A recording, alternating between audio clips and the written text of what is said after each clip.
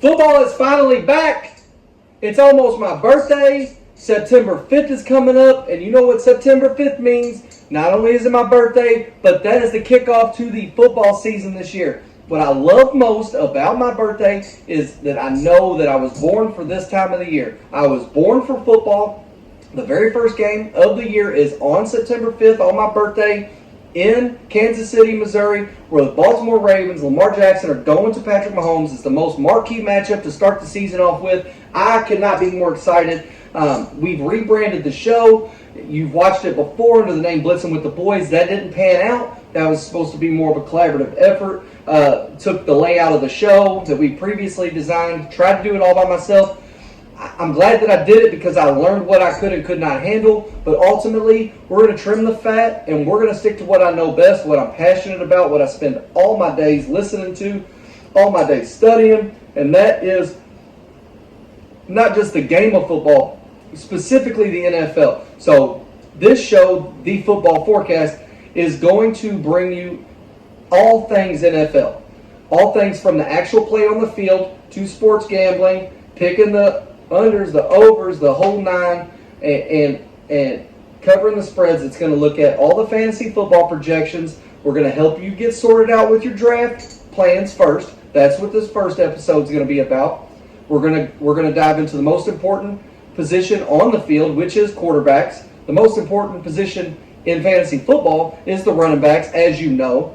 Argue with me, please. Send me a comment, call me, whatever you want to do. You're not fucking right. If you don't think that the running backs are the most important thing in fantasy football, then you're wrong. But ultimately, the game is led by the quarterback, so we're going to start it off with giving you a full breakdown of all of the quarterbacks that are scheduled to be drafted this year. We're going to look at the consensus rating of all of these quarterbacks and how they basically bracket into tiers based on multiple different websites. I've looked at ESPN, RotoWire, Fantasy Football Pros, you name it, the Sleeper app, NFL sites. I've looked at everything, all ADPs. I took a collective and I come up with a consensus ranking. We broke it down into tiers. What we're going to do is we're going to dive into each one of those tiers, each one of those quarterbacks, and we're going to compare the consensus to my view, and I'm going to give you why I feel like some guys you need to reach and go get them. Some guys, we'll pass on them for now. And then other guys, you know what, just take them right where they're supposed to go. So we're going to break it down in full. So glad to be back. It's finally football season. I fucking hate the summer. From the time that the Super Bowl ends to now, it's nothing but golf. I love golf. Don't get me wrong, I love golf, but damn it, it's football season, baby. So let's get into it.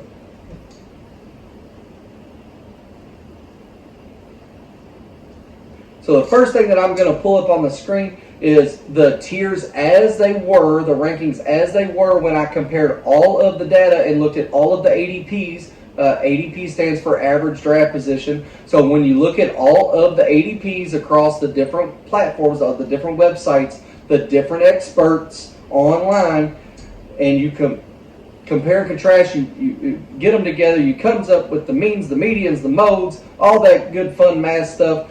This is what you end up with, and this is how I broke it down into tiers. So tier 1, you got 4 guys. It's your main 4 guys, the same 4 guys that every single soccer mom that doesn't even watch football, they know these guys. They're at the top. Josh Allen, Patrick Mahomes, Jalen Hurts, Lamar Jackson. You'll see I don't agree with that in a minute. But those are the 4 guys that the consensus has as your tier 1. Of course those guys are in my tier 1. They're just not in that order, and there might be a few different names pop up in there. Tier 2 also is 4 guys. This is your guys projected to go between rounds 5 and 6. They have C.J. Stroud, Anthony Richardson, Joe Burrow, Dak Prescott. And then tier 3 going down, you've got 7 guys here in this tier. We're not going to go into extreme breakdowns as far as the bottom tier guys go.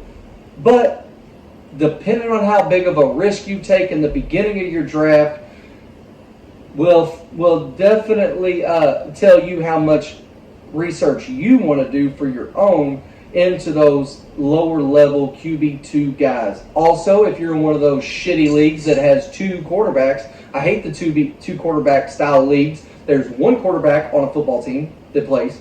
I hate that in fantasy football. I will not do one of those leagues, but if you are doing one, I've got a separate tier broken down for you for the guys that you can get of quality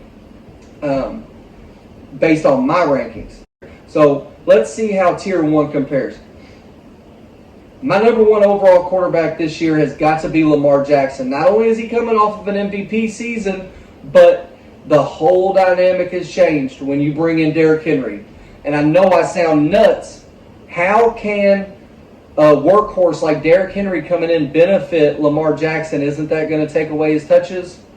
Maybe. Probably. Honestly, I hope it does. That way my guy can stay healthy. And by the way, I painted this myself. It was my first painting that I ever did. I'm pretty proud of it, but I didn't want y'all to think I was some Louisville homer. The only non-NFL stuff that I have on my new setup here is this UK ball here to remind you I like Lamar, but I ain't like that with him. I ain't full biased. He's just the real deal. But what Derrick Henry's going to do for Lamar, if you think about it, he's going to open up Lamar in the play-action game more than Lamar's ever been able to open up. It's been one failure after another with his running backs. They just never can find that guy to hold that offense down. Nobody's taking control. Nobody's been healthy enough. J.K. Dobbins is an absolute stud when he's healthy. But these guys, Gus Edwards and some of the other guys you've seen trickle in here and there over the years, they're not doing it. Derrick Henry plays every single week in the NFL, and he will tote the rock about 20 times a game. And you know what else he'll do? He'll suck the defense up. Lamar forces defense to get into 7 and 8 in the box, which a lot of defenses in the NFL don't do at that level, but they do it to keep him bottled up. They don't pin their ears back and attack. You cannot attack a guy who's as nimble and fast as Lamar is. You just can't do it. You're going to get burned. So what they do is they bottle him up. But what happens is when you bring in a guy like Derrick Henry, who's going to run through a motherfucker's face, he's going to have the defense on edge. And he's been around long enough. All these guys on these defenses have played against him. You can't just ignore Derrick Henry. As much as they're going to be told to respect Lamar, they're going to look at him. So not only is he dangerous in the play action, Derrick Henry's used to running downhill out of with an under center quarterback in Tennessee. Baltimore can do that for sure. No quarterback is better designed. If you went on Madden and created a player to run a play action offense more than Lamar Jackson. He's got a cannon. He can roll out quicker than anybody. He's got good vision. He's worked on his accuracy and his delivery and his read making and all that, but his decision making and his ability to make people miss in open space makes him the ultimate weapon. And then if you do take Derrick Henry and you put him in shotgun and you're running play action out of that, Lamar gets to look at the defensive end. You can't tell me that the defensive end isn't going to bite on Derrick Henry. I know it's not his job. The inside backers and the D tackles are going to be the ones supposed to be keying on him in that game. But the defensive ends are going to get caught slipping a few times, and I'm telling you, Lamar's going to punish them. Not to mention, he loves Zay Flowers. Absolutely loves Zay Flowers. He spoke highly of him all off season long. I expect that connection to be very, very nice. Not going to spend that much time on every single quarterback, but I'm sure that was a surprise to most of you. Number 2, I've got Patrick Mahomes. Just take it, okay? He doesn't necessarily put up the most stellar fantasy numbers, but year in and year out, you know what you're going to get. You know he's still, as long as he's got Travis Kelce running wherever the hell Travis Kelce wants to run, and Andy Reid calling the shots, Patrick Mahomes is going to deliver. You cannot miss. Just take him if you're sitting in this round 2 or 3 and he falls to you. If your draft strategy covets these high quarterbacks, that's a whole other thing. Real quick, you have to know your draft strategy going in. You can't just be like all willy-nilly and I'll take whoever's the best available. Because the next thing you know, if you're not prepared, is that you go get one of these guys early and you don't have a plan. When you get done with your draft, you're going to look at it and go, shit, about another position. So make sure you have a plan, okay? your plan doesn't always get to work because you got to know who you're drafting with. Every draft has trends, and especially if you're drafted in person, everybody gets a little bit of the case of FOMO, fear of missing out. So once that first tight end or that first quarterback or that first defense goes, you'll see them start rolling. So if quarterbacks start rolling early, or if running backs start rolling early, you got to be able to know who's going to be sitting and where. So that's that. But if you covet these top guys, I've got a new one for you right here in C.J. Stroud. I moved him ahead of Jalen Hurts. I moved him ahead of Josh Allen. The consensus number one, Josh Allen, I dropped him all the way to 5. I'll get to that in a minute.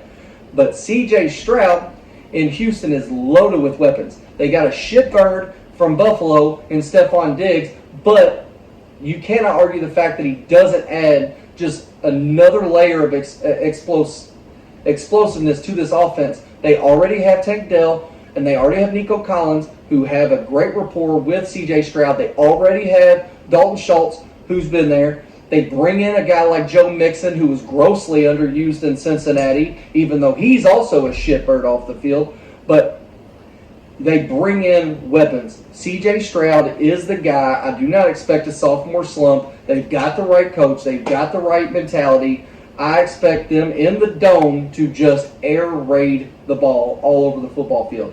Jalen Hurts is sitting right here, projected round 3 to 4. That's exactly where he needs to go. If he's sitting there for you, mid to late 3, early 4, take Jalen Hurts. Don't think about it. He's going to get 300-plus fantasy points for you this season.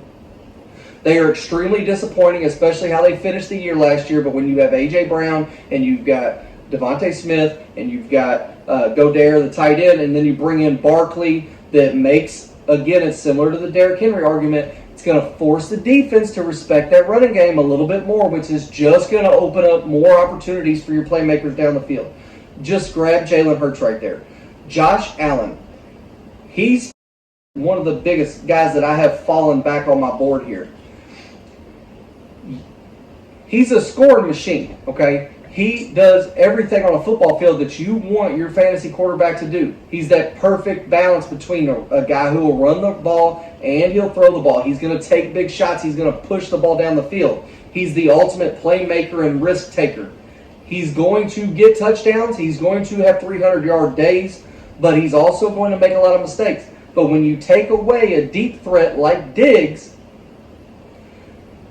and you add the fact that their next best receiver on this roster is the only one on the roster who's even caught a pass from Josh Allen in a game, Khalil Shakir, I don't know how you pronounce it, but he is the only one who's caught a ball from Josh Allen. Then they add the stud from Florida State and Keon Coleman, who's a physical stud. He's a freak. I'm sure that he's going to do great. He really is. But they're just so inexperienced. Their head coach, McDermott, his back's up against the wall. Josh Allen knows that his back's up against the wall. They just shipped Poyer off the defense. It feels like this team's starting over. It also feels that James Cook is going to be the man. I think that they was playing with my guy James Cook a little bit too much last year. They realized it, and they started feeding him the rock late in the season. They started looking better. I just expect Josh Allen to not be able to force the ball downfield because he just simply doesn't have the weapons. Two other guys that moved into this top tier. Now, everybody on ESPN, they'll tell you the Rushmore. They talk about the top 5s. They talk about there are 7 guys, not 4, there's 7 guys in the NFL fantasy-wise that are elite, can't miss QB1s, barring injury. And the next 2 are Dak Prescott and Jordan Love. Very simple.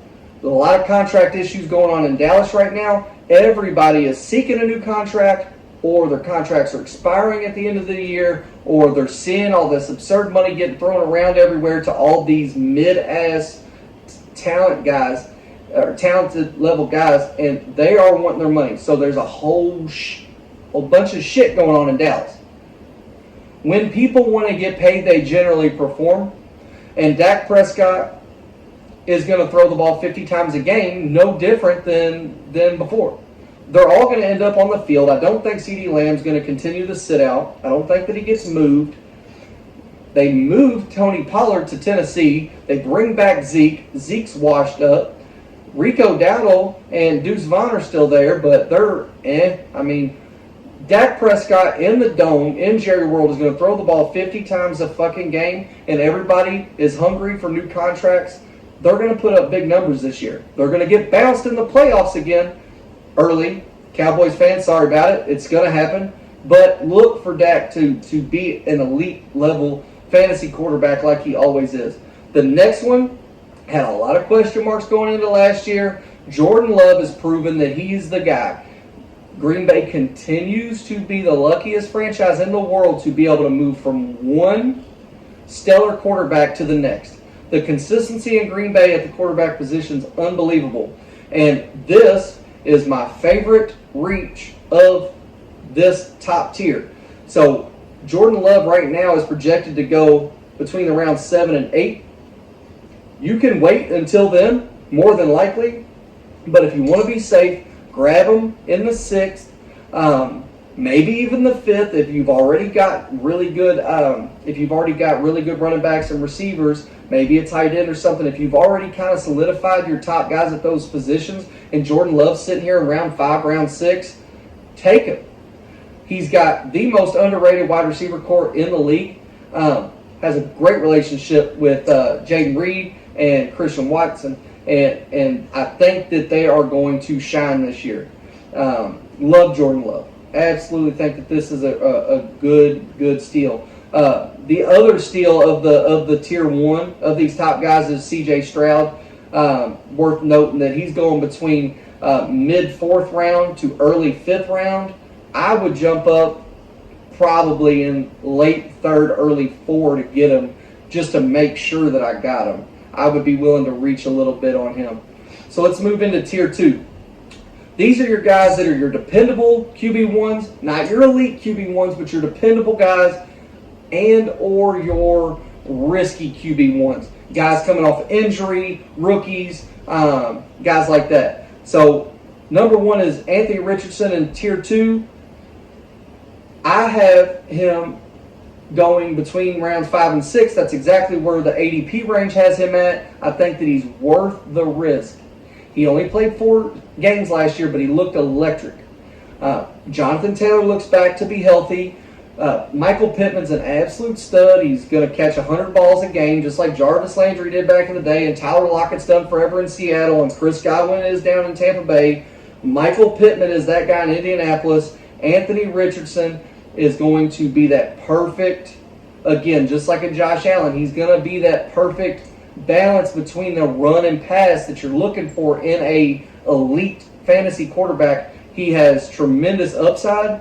He could also get another knee blown out in the first game if he didn't learn anything from last season. So hopefully he's learned a little bit from last year. His O-line has improved. His wide receiver core has improved. They go out and get a new rookie. I can't pronounce his name, Adonai Mitchell or something like that. Anthony Richardson, he's worth this. Now, if you do make that move and get him at rounds 5 or 6 where he's projected right now, you're going to want to draft another quarterback almost immediately, a guy who has long-standing consistency. You want to get one of your model pocket passing type of quarterbacks to go along with him that doesn't have a whole lot of injury history. Looking at Jared Goff, I'm looking at Tua Tagovailoa, despite the concussions a few years ago. Seemingly he's okay. Brock Purdy, Matt Stafford but he's been playing for 20 years, who doesn't get fucking injured in football over the course of that long. Go get you one of those guys. All those guys are projected to be available between rounds 8 and pretty much round 8 and 12. So if you're going to take a risk on Anthony Richardson as your QB1, I wouldn't wait more than 3 or 4 rounds before going and getting another one, just in case. Have a backup plan. It's super important. Fantasy football quarterbacks, you've got to have a backup plan if you're going to take a risk on him or any of these rookies we're going to get to. Joe Burrow, I love Joe Burrow. He's one of my favorite quarterbacks. Probably is my favorite quarterback in the NFL. I love T. Higgins. I love Jamar Chase. I hope that they can figure out a way to pair T. Higgins with Burrow for the long term. But I hate the fact that they lost Mixon. Again, Mixon's a little bit of a distraction off the field. Not really one of those guys that's bought in, but he is a really good outlet in the passing game. He is solid enough in the running game to give you a balance that you need. Cincinnati has been able to maintain a level of balance in their offense.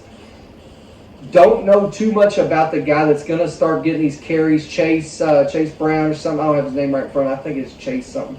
I know it is, but anyways, I don't like the fact that Joe Burrow has seemingly gone from one injury to the next. At first, I defended it, but it's gotten to the point where I have no choice but to slide him back. So the consensus ranking has him at quarterback 7. I've got him at quarterback 9. I didn't want to drop him too far because he is still the Joe Burrow, and he still has Jamar Chase and T. Higgins, but I've got him going mid-6 to mid-7, about a round and a half later than the average ADP range. So he slid back on me. Tua, he's projected to go between rounds 8 and 11. This feels disrespectful. Jalen Waddle, you've got obviously Tyreek Hill, you've got Mike McDaniel calling the plays. As long as Tua can stay upright and he's taking enough of his kung fu classes or whatever the fuck he was taking to learn how to fall without getting a concussion, as long as Tua Tagovailoa took something from those classes and he doesn't fall incorrectly and get concussed again, there is no reason not to take an offense this explosive, not to take their quarterback. He just got paid. Some people that get paid get a little complacent, but Tua, I expect to light things up this year. I'm not waiting until 8 to take him. If he's available in 6, 7, I'm taking him. Jared Goff is a staple for me, personally. He's the model of consistency. You can't ask for a better QB1 if you covet the running backs and wide receivers higher like I do. And you can't ask for a better QB2 because this dude continues to be disrespected. He's fallen between the 9th and 12th round again. And if I do decide I want to get a little crazy this year, I'm feeling froggy and I want to jump up and get Lamar or CJ Stroud early in the draft, I can have enough running backs and enough receivers by the time I get to round 8 and 9 and 10 and 11 to justify Jared Goff if he's still sitting there. So I don't get that. Aaron Rodgers has the biggest window range between the earliest you're seeing him drafted and the latest that you're seeing him drafted, which tells me people don't know what to do with this guy. I'm one of the ones that got burnt last year. I thought I was a genius. I told everybody after the draft, I drafted him in all my leagues, took him two rounds earlier than he was going to make sure that I had him, and that was going to be beautiful. Everything was going to go to plan. I was going to win all the fantasy football leagues. I was going to be rich. None of that would have happened, but all my dreams got crushed like a lot of yours did with Aaron Rodgers. I'm going to do it again. I'm telling you right now, I'm going to do it again. He's projected to go between 10 and 15. I'll take him. I'm willing to take him 9. Rounds 8 and 9. He's got Garrett Wilson. He's got the most balanced offense. And what you don't want to do with a guy like Aaron Rodgers, he gets off on proving people wrong. He is so damn spiteful. I fucking love the fact that he gets the opportunity to shut people up, especially how loud the media is in New York. He gets that opportunity to come back with that chip on his shoulder, pissed off. The last time that he was pissed off, he won the league MVP. I think that this could be a year where they have the most well-rounded roster in the NFL, and they are currently my Super Bowl pick for this year. I really hope. I'm rooting.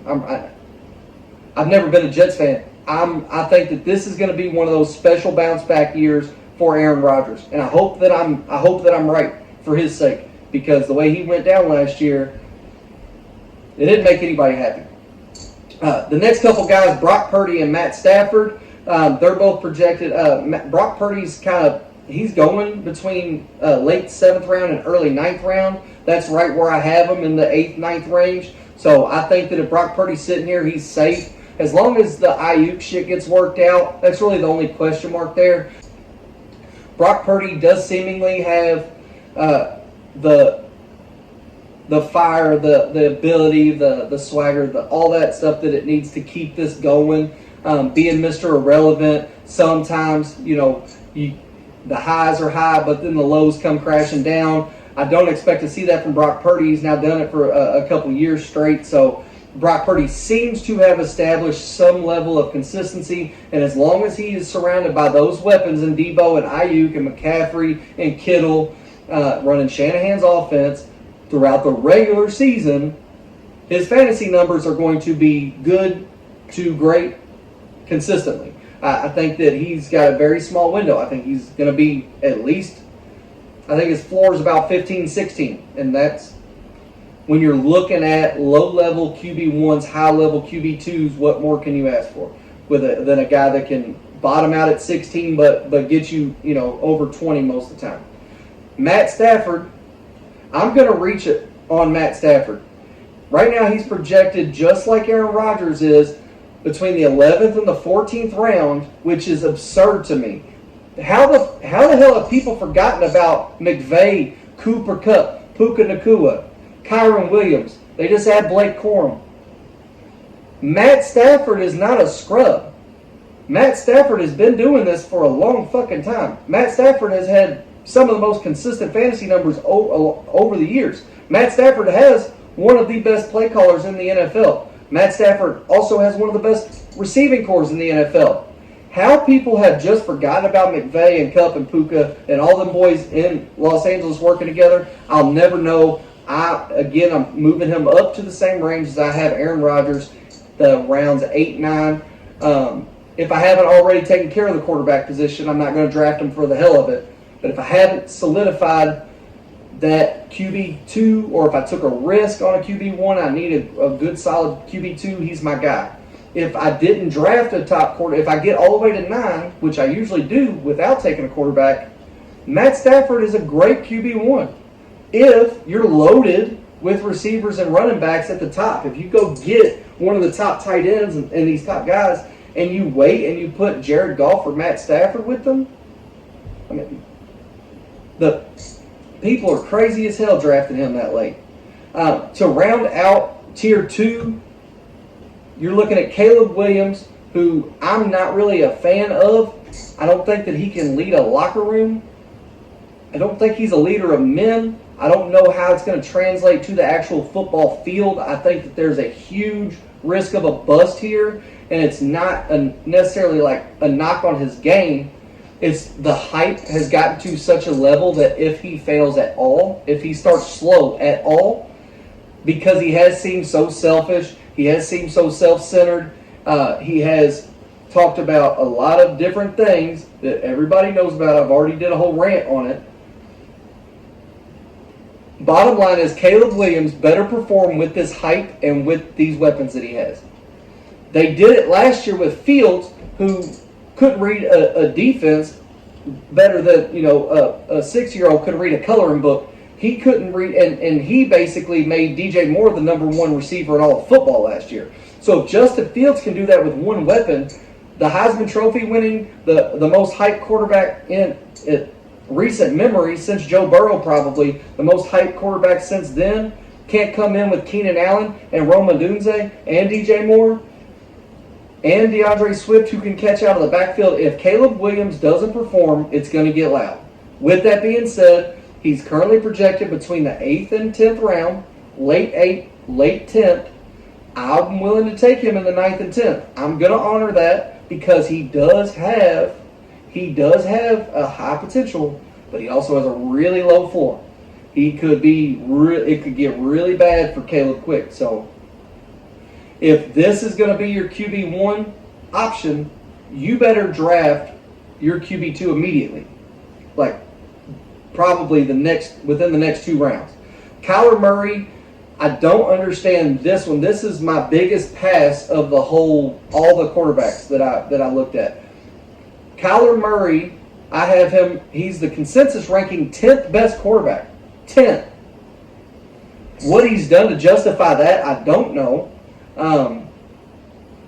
The Arizona Cardinals offense has not looked good. James Conner has been their entire offense. I'm not an idiot. I know how good Marvin Harrison Jr. is, But is he really enough? Is the addition of Marvin Harrison Jr. really enough to justify taking Kyler Murray in the 6th and 8th round when they have guys like Tua Tagovailoa and Jared Goff and Matt Stafford and Baker Mayfield and Trevor Lawrence and Justin Herbert and these guys who are proven set to go below him? They had Jordan Love set to go around behind Kyler Murray. How the fuck can I look at 6-7 different websites and the consensus be that Kyler Murray ends up there? I am pushing him all the way back to rounds 9 and 10. I do not believe it. I'm not going to draft him at rounds 9 and 10. He'll be long gone. Good luck to probably Steve in my league that takes him because he's a big Cardinals fan. Good luck to you if you take this guy. I'm not doing it. That brings us to Tier 3. These are your late round QB2s, your Plan Bs, your oh shit, things didn't go quite right. I need a starter who I know is going to play. Basically, you're looking for a breathing body. You're looking for a functional brain who's done it before. That's what this tier is, more or less. All of these guys are projected to go between the 9th and 18th round. Some drafts don't even have that many rounds, but these guys are ranked between the 15 and 30 range, consensus-wise, and all of them are projected to get drafted, but just late. So, topping this tier 3 off, your best late round QB2, your best Plan B, starting in round 10, I would go get Baker Mayfield. And I'm going to reach to go get him. Again, they have him projected going in the middle of the 13th round all the way to the end of the 15th round. And I just said they had Kyler Murray projected from the 6th to the 8th. So you're telling me that Kyler Murray's worth 7 rounds before getting to Baker? No. And Baker shouldn't be that low anyways. Kyler shouldn't be that high, but Baker should never be that fucking low. He's got Mike Evans who does nothing but get 1,000 yards. He can get 1,000 yards in his fucking sleep. Mike Evans could get 1,000 yards against the Pro Bowl team. Maybe the Hall of Fame team. That's all he does. And Chris Godwin is right there with the best version of Jarvis Landry and the best version of Tyler Lockett as far as being a guy who catches footballs. Chris Godwin and Mike Evans, and when they found their running back and everything, Baker just fits this offense. Baker had a rough start to his career. He didn't live up to the hype, but he stuck with it. And I'm not a huge Baker guy, but he seemingly has found his spot in Tampa Bay, and I'm a big fan of this value right here. So if you're sitting there in round 10 and you don't feel good about your QB1 or your QB2, or you haven't taken one yet, Baker. Just take him right here. Next, I got Jaden Daniels. He is the biggest dual threat rookie quarterback in this class. Very exciting to watch him in college football. Don't know how that's going to translate. I like him more than I like Caleb Williams. I don't like the surrounding pieces. I mean, he's got scary Terry McLaurin, but I'm just really not a fan of the weapons in Washington. Washington's a shit show. They've been a shit show until they show me otherwise. I don't think they put up enough production to justify, moving Jaden up yet. Looking forward to watching him play, and I hope he's able to have the same type of style that he had in college because he's an exciting player to watch. But I do have his ADP right, between the 9th and 10th range. That seems to go along with the consensus. Next, going along with the consensus as well, I've got between the 10th and 11th round taking Trevor Lawrence. Trevor Lawrence, he lost Calvin Ridley, but he's still a dependable QB2 option. If you're looking at Trevor Lawrence and you're sitting there and you haven't filled that spot yet, and you ask yourself, do I think that this guy can get 15 to 20 points a game? 12 maybe at worst on his worst day? Yeah, I think Trevor Lawrence is that guy. He averaged 21.5 fantasy points last year. The consensus ranking has him at 17. I've got him at 19. I think that this is a good value spot here for him. I feel the same way about Kirk Cousins. Okay? He too lost his biggest weapon, and he's in a new city on a whole new Achilles. We'll see how that holds up. But Kirk Cousins in a new city lost Justin Jefferson, just like Trevor Lawrence lost, Calvin Ridley. He's going to have to find somebody else to get it to. But Kirk Cousins right there in that 10-11 range as well. So I'm taking him. I like the value. Projected between the rounds 10 and 13 is also Justin Herbert. Justin Herbert is, I've got him falling back a little bit because the Chargers, they have a really weird dynamic right now. So he lost his two biggest weapons. He's already been underwhelming to begin with. He has not lived up to his hype at all with Keenan Allen and Mike Williams, two number one receivers that they get hurt every year. So, I mean, really, I don't know what he had.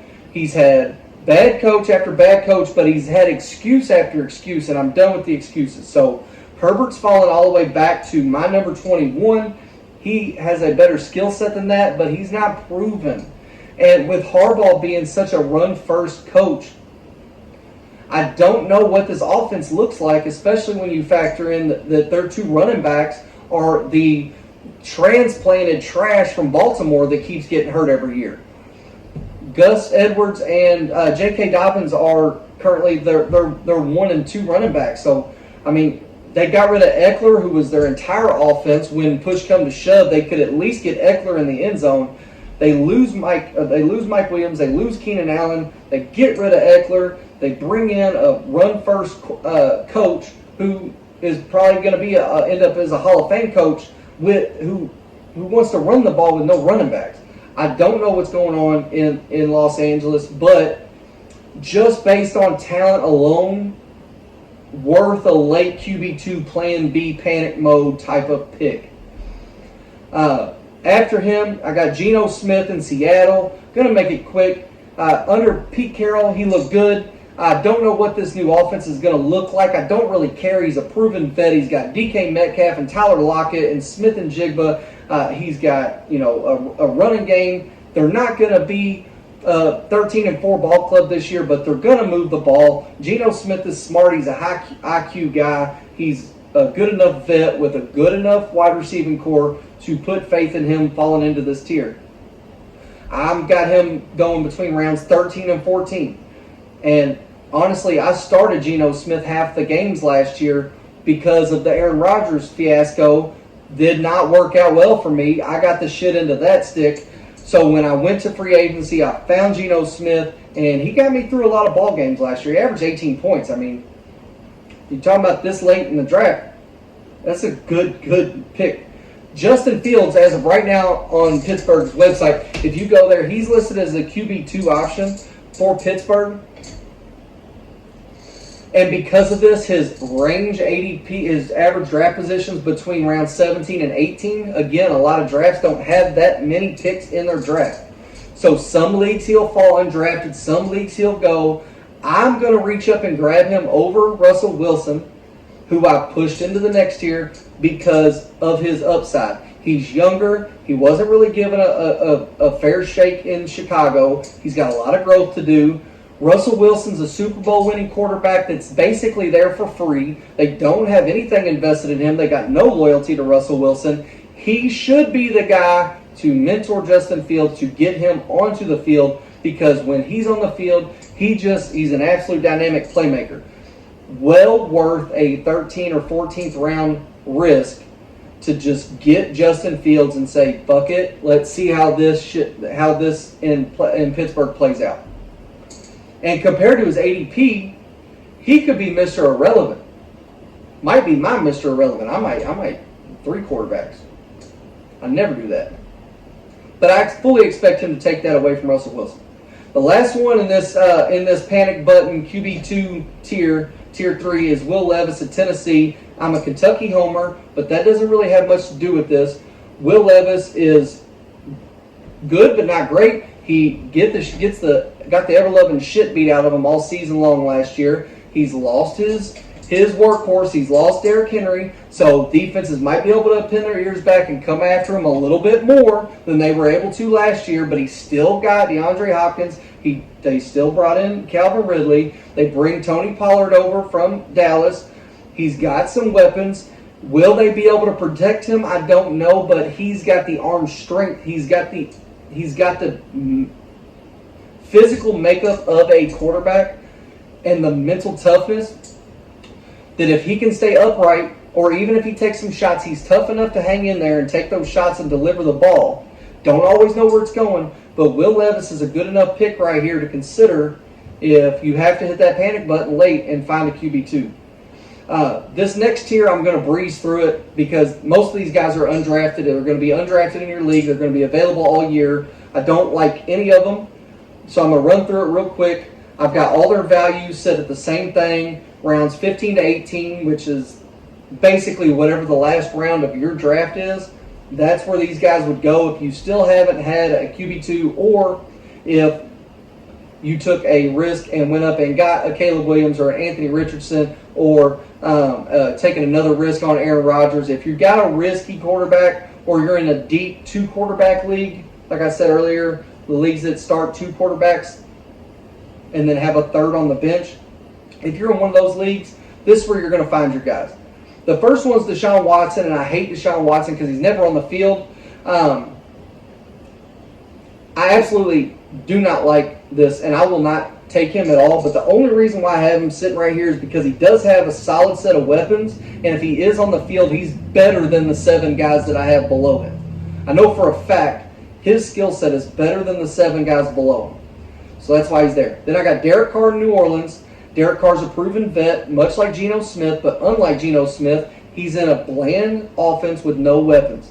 It's the Alvin Kamara show. He's got one real decent weapon down there in New Orleans. Don't like Derek Carr as a fantasy quarterback, but if you need a late guy, he's a poised vet. He's your guy. Daniel Jones is next. He's had flashes. He's coming off a serious injury. I don't know what it's going to look like. He's got a lot of questions he's got to answer this year. This is a prove-it year for everybody in the Giants. When they step on the field this year, they better be ready to go because they're getting ready to clean house. Malik Neighbors, I really hope that they don't waste that talent because Malik Neighbors he's a damn good wide receiver. I just don't think it's enough help for Daniel Jones to make much of a difference for his fantasy value.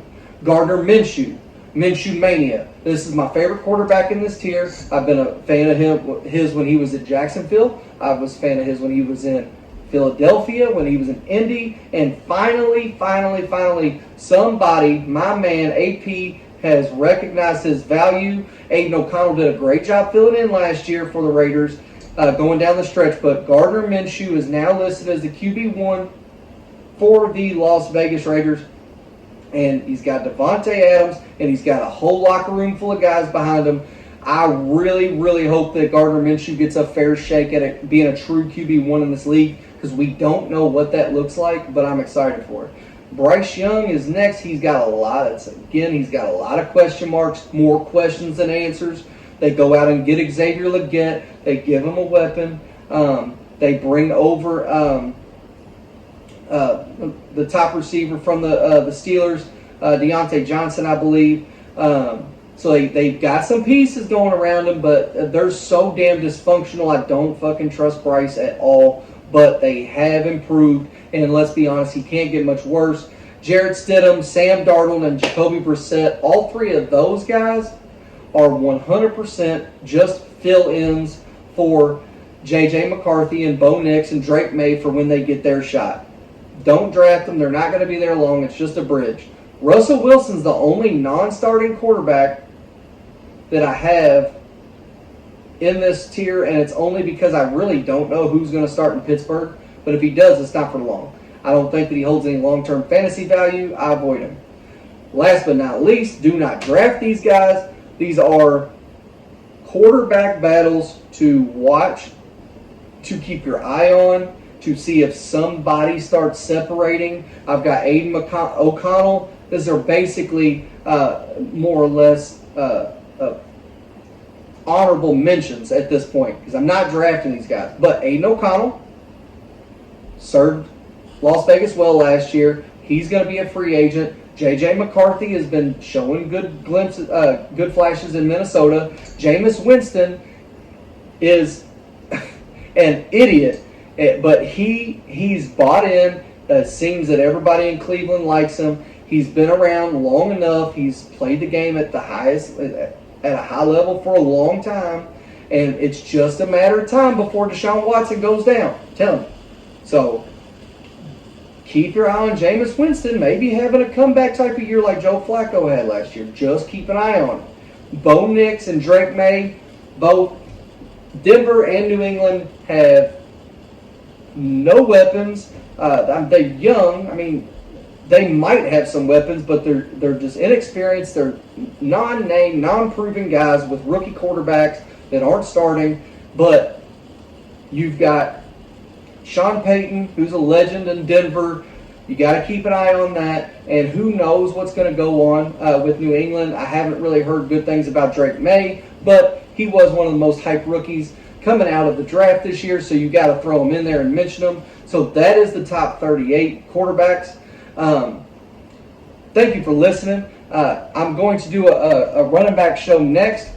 Been working so much behind the scenes, just studying stats and all the movements and keeping up with all the different moves from one team to the next.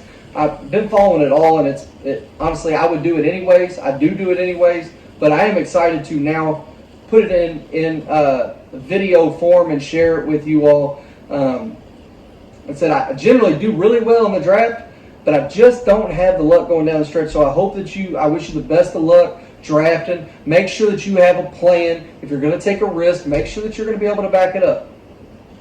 Okay? Make sure that you have a plan in your draft. If you took anything away from this, other than a couple of the steals and a couple of the people to pass on, whether you disagree or not, regardless, have a plan. And then if you're drafting, especially drafting in person, you've got to pay attention to the trends and be able to adjust on the fly. Okay? Football season's right around the corner. Most of you guys have already drafted this year or have your drafts coming up. I'm doing the best that I can to get these positional breakdowns out there for you all. But this was a total quarterback breakdown, and the running back show is going to be coming next.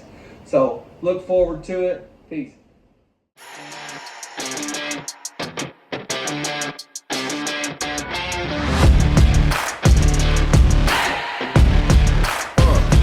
How you play the game with the people that writing the rules?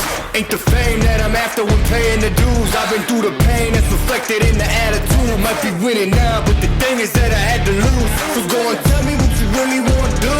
And lonely at the top, cause there ain't a lot of room.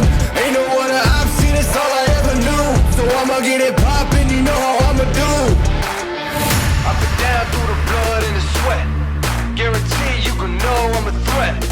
I've been down through the blood and the sweat, and I ain't close to being done yet. I'm